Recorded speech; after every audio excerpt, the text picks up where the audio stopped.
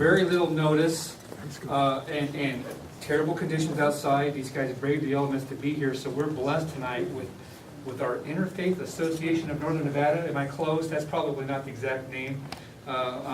So we have Rajan's in. I'm going to turn it over to Rajan. He's an international Hindu leader. Rajan's been flown back to Washington, D.C. to do a blessing for the opening of the Congress. Things like that, you know. When the president needs a little spiritual healing, they fly him back. So please welcome Rajan. Thank you. We have Doyle Brown here. He's our atheist thinker. And then we have Daniel Sanchez. He's the president of UNR Students Club, UNR Interfaith Students Club. Rabbi Elizabeth Beyer. She's the rabbi for Temple Beth. Jean Savoy, he is the president of Nevada Clergy Association, which takes care of all the different clergy. He is their leader of the whole state. And then he is the head bishop of International Community of Christ also. So he wears so many hats. And then our friend Sherif Elfass. He is the president of Northern Nevada Muslim Community. They have a mosque in Sparks. Have you seen this? Have you seen the mosque? Okay, you're most welcome to go to the mosque and talk to him about that. And there is a very major mosque on RD and what is the cross street? Sullivan. RD and Sullivan, okay. And then Jacobson, the Church of Jesus Christ of Latter-day Saints, headquartered in Salt Lake City, fastest growing denomination in the world, you know. Muslims are the fastest growing religion, we are the fastest growing denomination.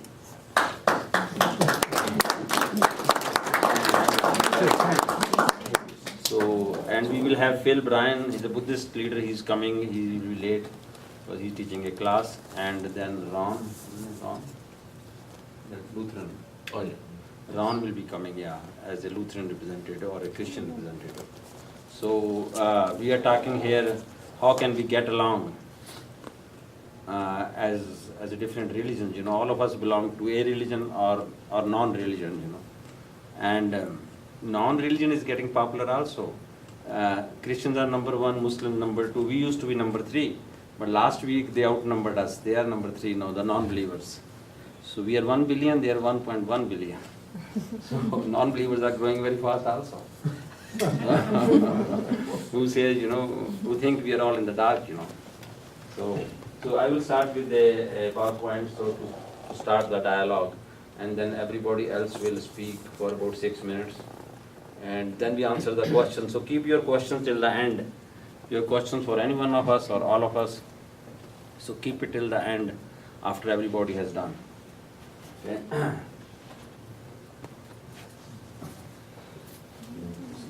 Okay, so how you guys? You don't get to see it. So, okay, I will speak also, okay? Just a short one to start the dialogue. So this is from the 6 scriptures. They say, world is burning in the fire of passion. Save it, O Lord, by your grace. Save it the way you consider best. So he's talking to the Lord, you know, let him take a choice, you know, which religion is better than the other, kind of, because the world is burning. This is from the 6 scriptures. And then Rumi, you know, you guys know Rumi? Yes. The Sufi theologian. Rest now my soul, leave behind your religion and your empty show of faith. Remember when you had no religion, remember all you had was him. He said, leave your religion behind, you know, and just follow the God. This is Rumi, and Gandhi said God has no religion. So that way we all have common values. I mean, we all follow the God except him, you know. And but in a different way, in a different route. Okay. So these are the problems in the dialogue when we have conflicts. We started comparing the ideal version of my religion with the flawed reality of other religions. I think my religion is ideal and everybody else is flawed. That is, you see all the scriptures, they will say, just follow me. There are no, I mean, don't follow anybody else, just follow me. Most of the scriptures will tell you like that. Bhagavad Gita says that, others also. just to follow what I say, don't follow the others. So this is a problem in the dialogue. And we misuse the sacred text through selective reading. So we highlight what we like in the scripture, and ignore the rest. Ignore the rest. The scriptures have many good things and not many good things. So we highlight whatever suits us, suits me. And when we see ourselves as God's agent, okay, God said that this will happen. God said that I become an agent of God. Then there's the problem, Then everybody else is not effective. I am the real representative of God. Everybody else is not really connected to God, I have a direct line with God, something like that. Many of us say that. You see in the media also, many leaders claim that God wants us to do these things. Did God talk to them or something? So this is the problem. When the political blueprint is based on mandate from heaven, that depends on humans to implement. So when we say, this is a political blueprint, which is sent by the heaven, so we should do like this, And when we divide the humankind in two groups, ourselves who are saved and the others who are damned, So we were the only one who was saved, everybody else will be damned, So this creates a problem, Then we start fighting. And we do that. We say, God will save us, because we do the right thing. Everybody else is in a wrong path. And when we institute ourselves as the guardian of the absolute truth, whereas all other religious traditions are still only in search of the truth. When we say we know the truth, everybody else is still searching, But the truth is that all of us are searching, including them. They are also searching the truth, and we are also searching the truth. And when we complain the complete monopoly on the truth, and other faiths are ordinary way to salvation, whereas my religion provides a very special and extraordinary way to salvation, then it is a problem. If I say that, then Elizabeth won't talk to me, He says, our religion is good also, why you are saying you have the only way to salvation? And this is from the Tom Jones, Henry Fielding, 1749, you can read it, it's interesting.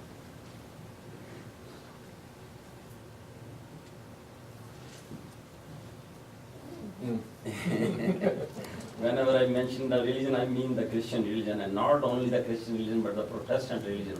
And not only Protestant, but the Church of England. So for him, Tom Jones, this is the only religion, Even the rest of Christians are no good, only the Church of England is good.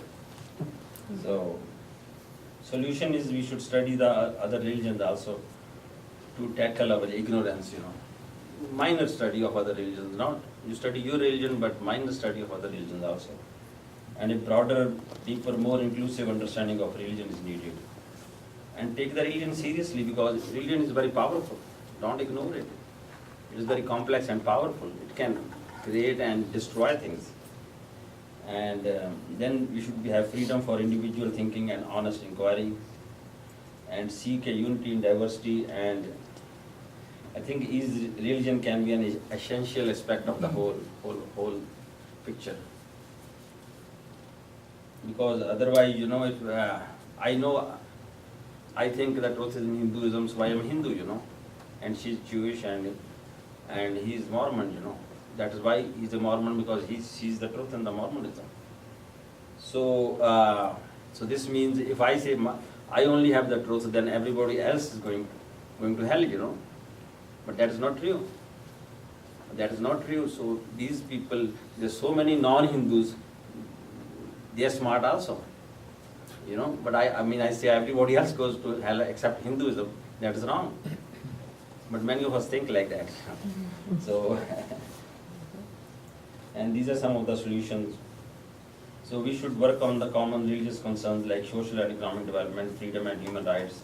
At least we can agree on these things, peacekeeping and peacemaking, and learn to live together despite our different traditions, and commitment to a culture of non-violence, respect for life, culture of solidarity and economic order, culture of tolerance and life of truthfulness, culture of equal rights and partnership between men and women, sustainability, striving for justice. All these issues we can work together and commit to them.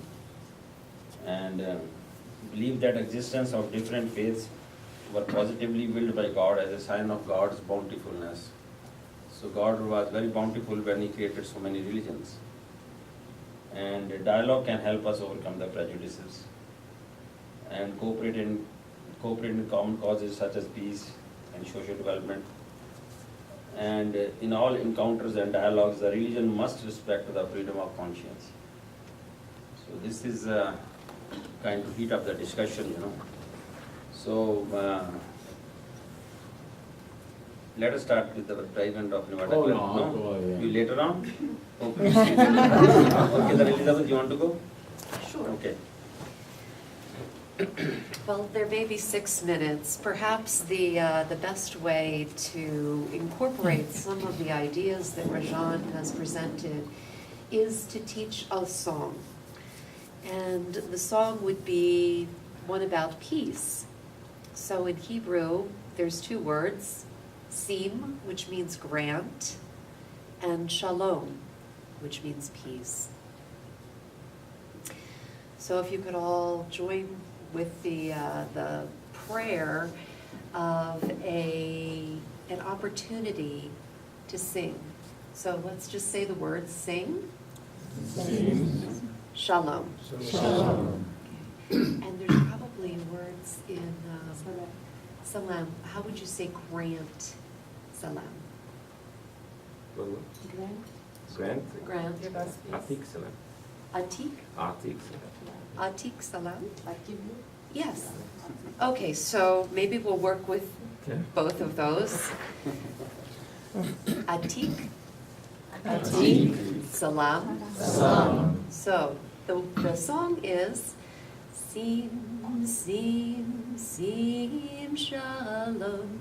Sim, Sim, Sim, Shalom. Sim, Sim, Sim, Shalom. Sim, Shalom. Atik, Atik, Atik, Salam. Atik, Atik, Atik, Salam. Atik, Atik, Atik, Salam. Atik, Salam. And Shanti would be peace. Yes. How would you say grant peace? Punjabi. Or you can say Om Shanti. that Om will- Shanti. Yeah. It's- Okay, so Om, Om, Om Shanti. Om, Om, Om Shanti. Om, Om, Om Shanti. Om Shanti. And for most of us, English is our primary language.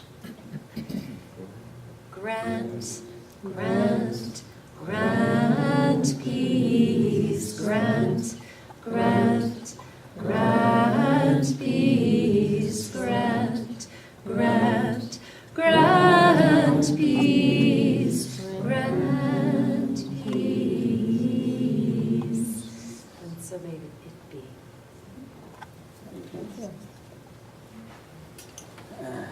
Let me tell you something about Jews. They are the mother of all the religions, major religions, mother of Islam and Christianity, and the oldest religion after us. We are the oldest, but they are. I think some Chinese people would disagree with it. It's a feeling here. So they are very powerful. They are the richest group in U.S. As a religious group, they are the richest group. They were most persecuted, but they always come back with hard work and education. I think those are the 2 reasons they come back. Am I right? And there are other reasons. Okay. So we have Dan Jacobson. As I told you, he's from the Church of Jesus Christ of Latter-day Saints. About 15 million in the world. Am I right? About 15 million in the world. Now they are more outside USA than inside USA. They used to be more here, but now they have grown out. I think Tonga has about 65%. Tonga is 65% Mormon. Very fastest growing. They work hard on the mission. They send children on mission for 2 years. If you're 19, you go for the mission. Now the girls are also going on the mission. They have to be 21, I think. You have to be 20, girls are also going on the mission. And you don't go to the mission locally.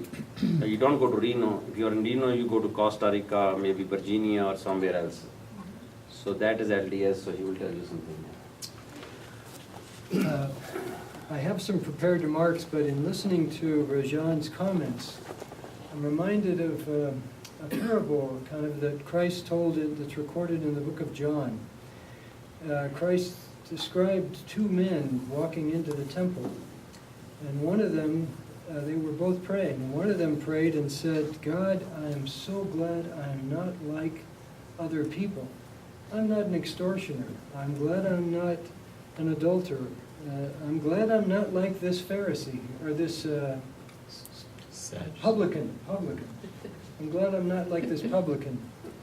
And Christ said, the publican didn't even lift his head up. He just said, God, I'm a sinner. Please forgive me.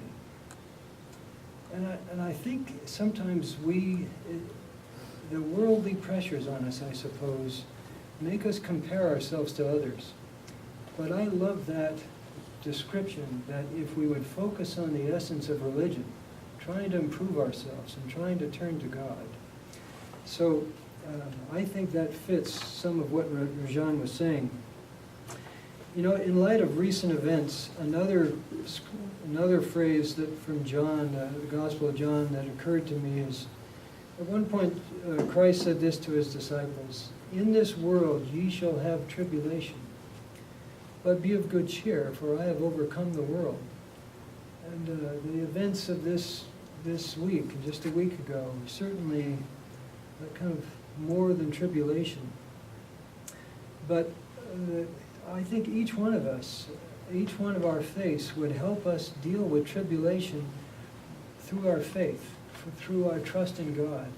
And the interfaith community, as I've participated in the interfaith community, I sense an increase of faith. Every time I go to an event, I feel like we are helping each other build our faith and trust.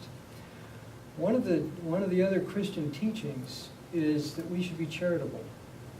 And when you hear the word charity, it's common to think of, giving money or donating or giving service.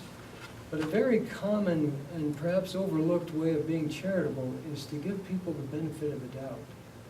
And I sense that from this group, that there are differences among us, but we give each other respect, and we give each other tolerance, and we give each other the benefit of the doubt, even though we know there are differences. And I think that's one of the things I appreciate the most from this group, is the respect and the benefit of the doubt. There's one other thing that teaching from Christianity that's not unique to our faith. This notion that when someone is mourning, that you mourn with them. My wife and I were talking recently about how difficult it must be for people who are struggling with the disaster that happened. And when you're mourning, you don't want somebody to come up to you and try to cheer you up. At least I don't. And one of the things that I appreciated the most is about a year ago, one of our leaders of our church passed away. Some of you may have heard of Claire Earl. He was involved in this organization for many years in the interfaith group. And we had a big funeral service for him, and many of the members of the interfaith community showed up. They were not members of our church, but they showed up at our church to mourn with us. And to me, that helped build faith. It was a good representation of what we can do in the community to put our differences aside and help each other build faith. Again, the Savior said, you will have tribulations, but be of good cheer, for I have overcome the world. And so I hope that during this time, particularly this time of the year, we find comfort and joy, and we find a way to be of good cheer despite tribulations. Thank you.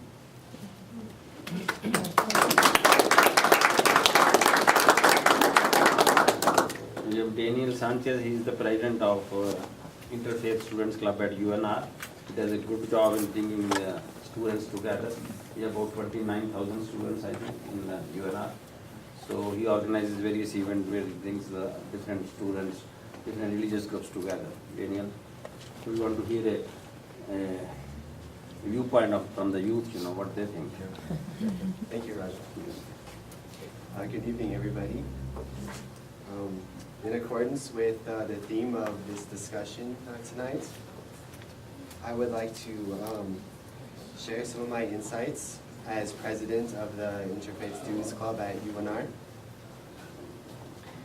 One of the events that the club puts on particularly illuminates the answer to the question how we can all get along.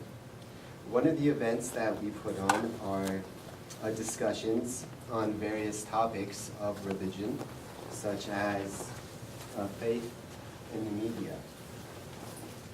When an individual attends one of these discussions, they leave their shortcomings at the door, and they bring with them their individual gifts to the table. An individual gift such as being a good listener. And each one of these gifts that we have benefits another type of person.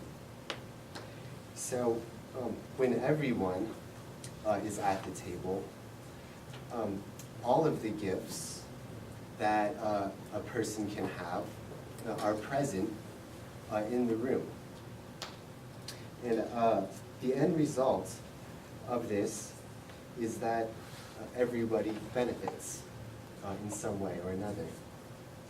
And this is a way that we can all get along by sharing with one another our natural gifts and sort of forgetting or leaving our shortcomings there at the door. As also part of the great thing about Interfaith Club is realizing that all faiths, in a very simple way, share common things with each other. And one of those things is that by practicing your faith or your philosophy of life, is that it ultimately leads this person to joy. And basically you can have all different names. Some people call that God. Other people might just prefer to call it simply joy. And this is a way how the Interfaith Club brings people together and facilitates peace in our world. Thank you very much.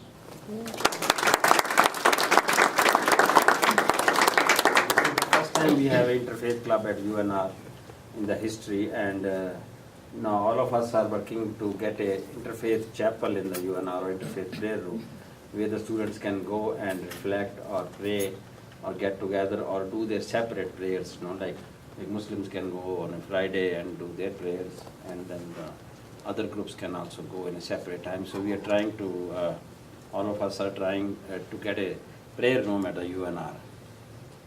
And now we have Sherif Elfass, and as I told you, Muslims are about 1 point, how many million? 1.2. 1.4, I think. Between 1.2 to 1.4 billion. That's 200 million. And they're the fastest growing religions. They're the fastest growing denomination. They're the fastest growing religion in the world. They are majority in how many countries? Well, actually, in the greater Middle East. Huh? In the greater Middle East. In the greater Middle East, they are in the majority, but they are all over the world. They are about 6 million in US. So their presence everywhere, and Let me just add another statistic. okay. The country with the greatest number of Muslims Mhm. is India. Okay, so yeah, so we have 20%? Yes. 20% of them. yeah, Yeah. 20% of I mean, what we're- 20% of the I'm not here to talk about statistics. but- Yeah. Ron, you have work to do. So he's the president of the mosque, and he's a professor of civil engineering at UNR. So this he does as the mosque stuff he does is out of his good heart as a volunteer. He does not get paid for that, and he started many new things in the mosque. He bought a a graveyard for the Muslims. They never had a graveyard, and they have to go to Sacramento. Now they have a local graveyard near the Highway 80 between McCarran and Keystone. Okay, Sherif. I greet you with the greeting of Islam. Assalamu alaikum. Hope everybody is comfortable. I got so many pages here that we can read.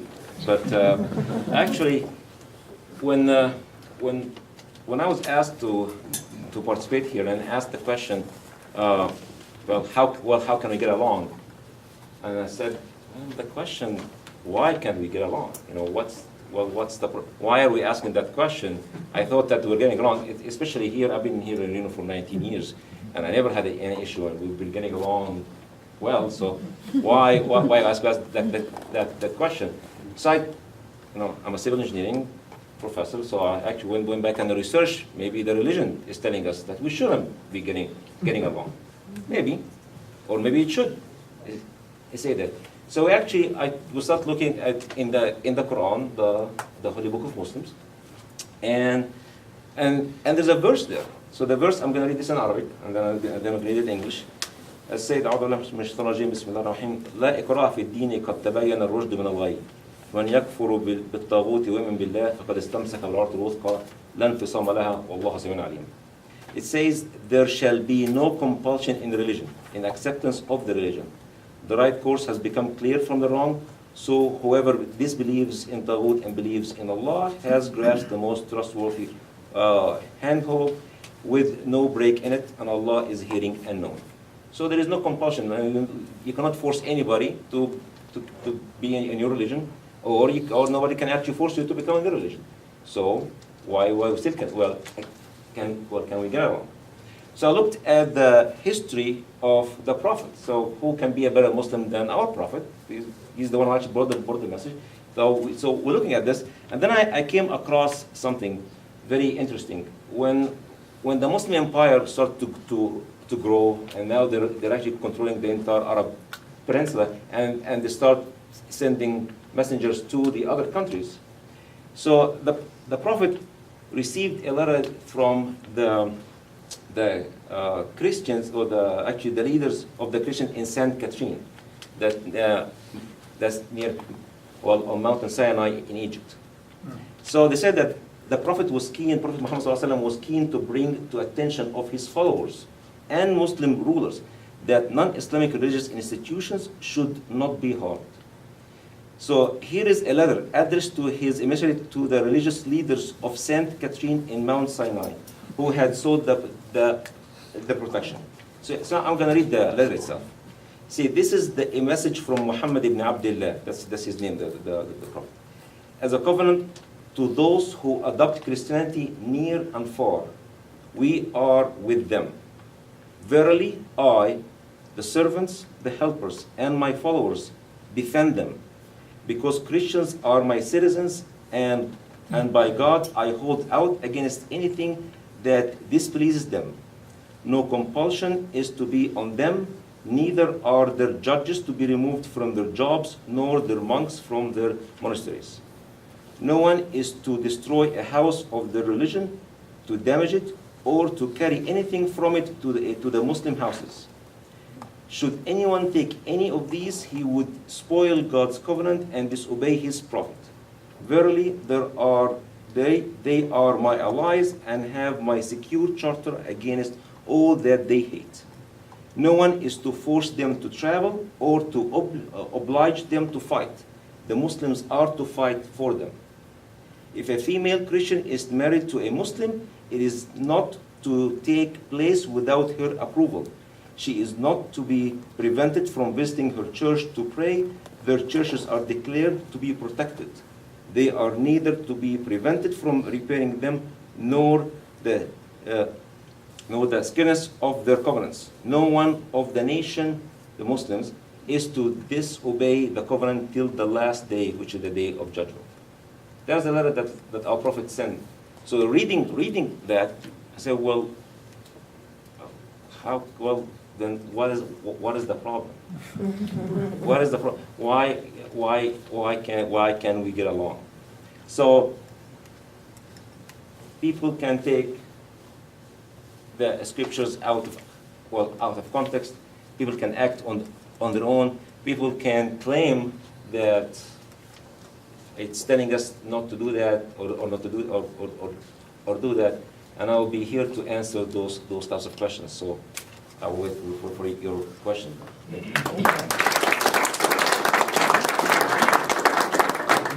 Some people in the audience I want to recognize is Sarah. Sarah Kenneck, now she's married, she's something else last name. Should I stand up? Hmm? Oh. You stand up. Hi. And she's a leader of the women rights and other Choice. things, human rights. Okay. It's, well, with his help and a lot of everybody here, I helped to initiate the interfaith movement on campus. So She's in and Berkeley then- now, she does the women rights work, yeah. Yeah, I'm working with Women's Federation for World Peace. It's a nonprofit, and I'm really, really excited for what Daniel is doing on campus. You should definitely check it out. If you ever get a chance to go to one of the events, or there's been some media attention they had recently about the memorial service they held in honor of the victims of the recent events. So, Thanks, Sarah, for coming. yes, thank you. It's a And pleasure we to be have here. David over here. David, you understand? He's a spiritual leader. He expert on Bhagavad Gita and he conducts meditation sessions. Yeah. And we have then Stephen Child. He's the leader of American Leadership Clergy Conference. Am I right? And he does a lot of interfaith work in the area. Okay, and we have Dave Asher. He promotes buying local and promotes local businesses. So that's his passion. You know? So this is the people I know. And Is that my religion? Buy local? and then we have the only one made in Reno religion, that is Gene's religion, you know. It is made in Reno, so this is local religion, you know. So okay, and Did you want me to speak now? Or no, you want to know? No. Okay. I'm Yeah, gonna, Ron? when I wait to the end, then everybody's tired and sleepy, and so I only have to speak for 1 or 2 minutes. No, we have Ron. Ron is a Lutheran pastor. He's a retired Lutheran pastor. About Lutherans, let me tell you, the Scandinavian countries, Sweden, Denmark, Norway, Finland, Iceland, 95% Lutherans. And they are the best place on the earth to live. Lowest crime, lowest corruption, highest women rights. So Lutherans must be doing something High good. suicide rates too. Yeah. You keep throwing out these statistics, I mean, I'm gonna throw them back at you. So they must be doing something right, you know. Because of the darkness. So he will tell you the Lutheran viewpoint, how we can get along. Well, it's also, in all those countries, is also some of the lowest church attendance too. Yeah.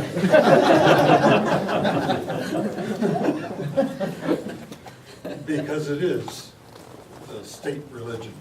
So most people figure they don't have to do anything. Their taxes go.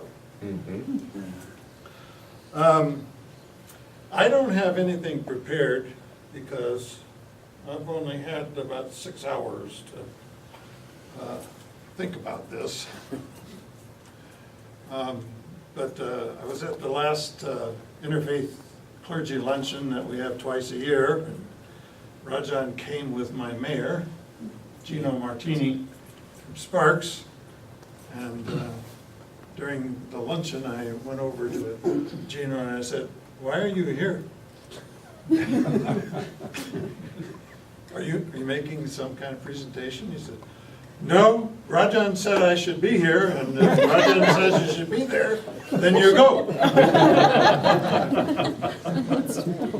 So, that's why I'm here.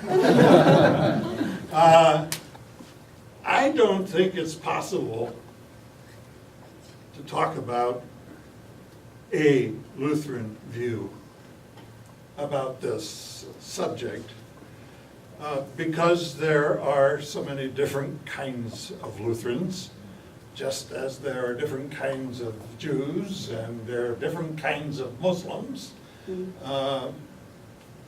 Sometimes I wonder, if the question shouldn't be how do we get along with ourselves first, but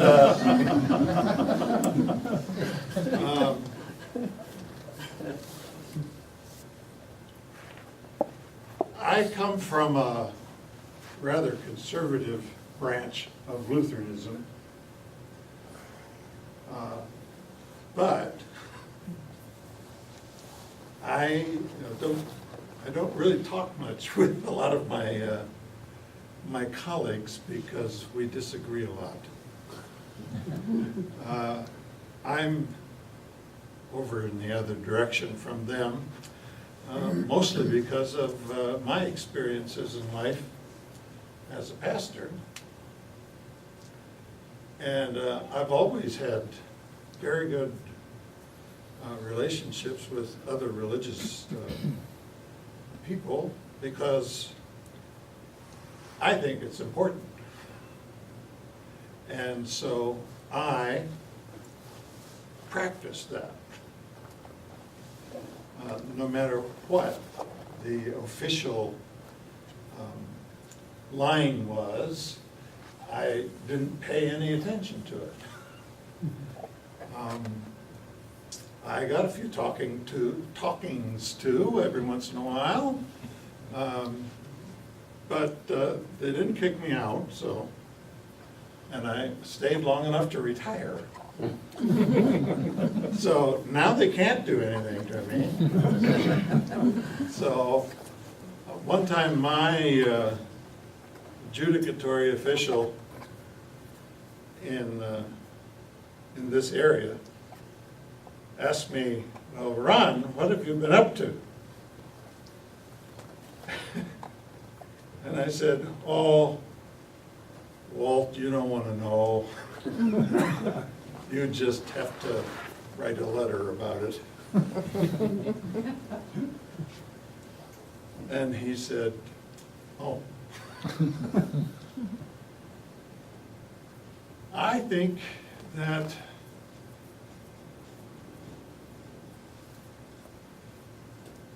from our perspective, from my perspective as a Christian and as a Lutheran, I think that there are a lot of examples in the New Testament